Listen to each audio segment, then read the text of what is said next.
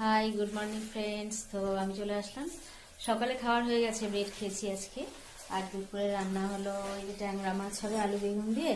তো খুব একদম জ্যান্ত ছিল, লাফাচ্ছিল মাছগুলো।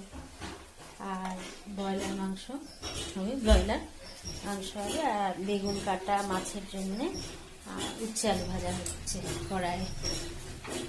ওকে। আর সীমাদি তরকারি কাটছে। তো এখন আমি স্নান করিনি, মায়ের হয়ে গেছে, দিদিও গেল স্নানে, আমি একটু পরে যাব।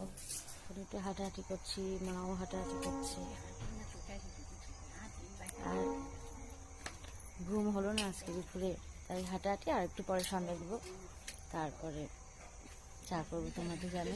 তো আমার ভিউজ খুব কম হচ্ছে, তোমরা অবশ্যই দেখো। ওকে, আমি ওর পরে আসছি। তো আমরা চা খাচ্ছি, আমার মা, আমার দিদি, আমি আর টিভি দেখছি।